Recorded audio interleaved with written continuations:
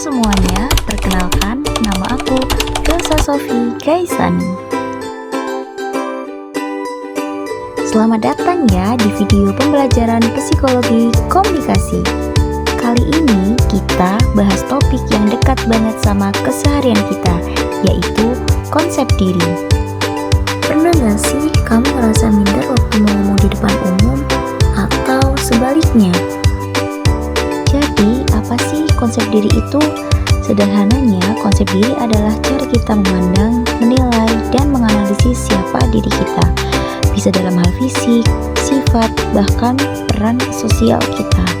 Misalnya kamu bilang, aku pemalu, atau aku kreatif. Itu adalah bagian dari konsep dirimu. Menurut Charles Rogers, konsep diri itu gambaran keseluruhan dari siapa diri kita. Stuart Hart bilang, konsep diri itu bisa berubah tergantung pengalaman dan lingkungan sosialnya. Berikut ada 3 unsur utama dalam konsep diri. Yang pertama, citra diri atau self-image. Yang kedua adalah harga diri. Dan yang ketiga yaitu ideal self.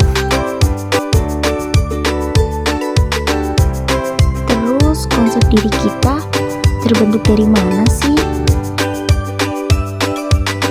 Tentunya dimulai dari interaksi sosial, lalu dari umpan balik orang lain bisa berupa pujian, kritik, atau komentar. Juga bisa dari perbandingan sosial, budaya, tempat kita tumbuh, dan tentu saja pengalaman pribadi. Nah, konsep diri ada yang positif, ada juga yang negatif. Kalau kamu punya konsep diri yang positif, biasanya lebih pede, terbuka, dan nyaman dengan diri sendiri. Nah, tetapi kalau kamu memiliki konsep diri yang negatif, biasanya kamu jadi ragu-ragu, takut salah, bahkan cenderung menghindari interaksi dengan orang lain. Nah, berikut adalah beberapa tokoh penting yang membahas konsep diri. Yang pertama ada Charles Rogers, yang kedua ada Charles Cole, yang ketiga ada George Herbert Mead, dan yang terakhir William James.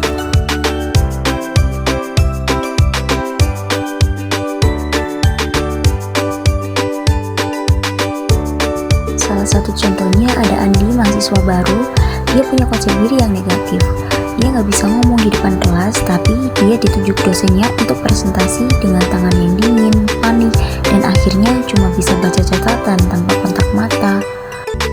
Lalu apa sih yang terjadi? Konsep diri Andi terbentuk dari pengalaman-pengalaman sebelumnya.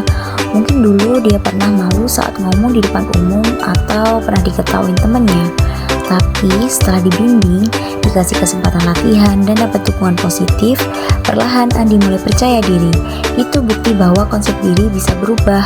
Kuncinya pengalaman, lingkungan, dan niat memperbaiki diri itu sendiri. Sekarang, apa sih hubungan konsep diri dengan komunikasi?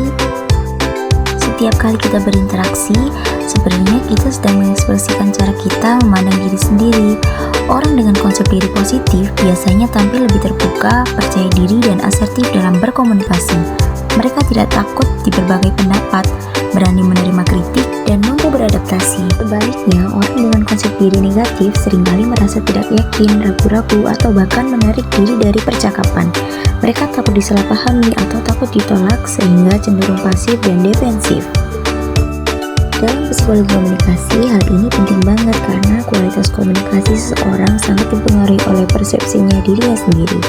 Kalau seseorang tidak menganggap dirinya layak, maka ia juga akan kesulitan menyampaikan pesan dengan efektif.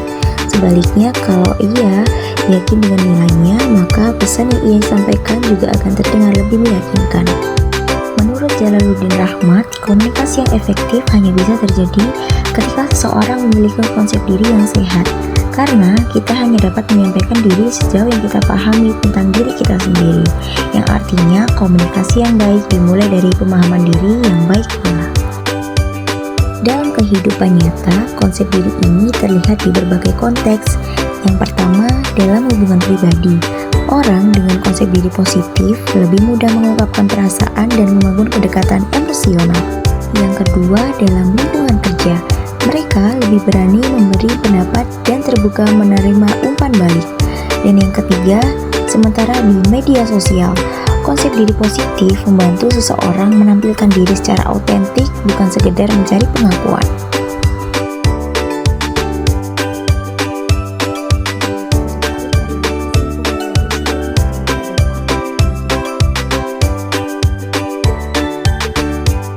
Tapi ada satu faktor penting lain yang gak boleh kita lupakan, yaitu konsep diri. Konsep diri adalah fondasi dari cara kita berkomunikasi. Ia terbentuk dari pengalaman, umpan balik orang lain, dan lingkungan di sekitar kita. Dan kabar baiknya, konsep diri bisa berubah dan dikembangin loh. Yuk kenalin dirimu lebih dalam, terima kekuatan dan kelemahanmu, supaya setiap komunikasi yang kamu lakukan bisa jadi lebih jujur, positif, dan bermakna. Terima kasih udah nonton sampai akhir. Semoga penjelasan tadi bisa bikin kamu lebih paham tentang konsep diri dan pentingnya dalam komunikasi ya.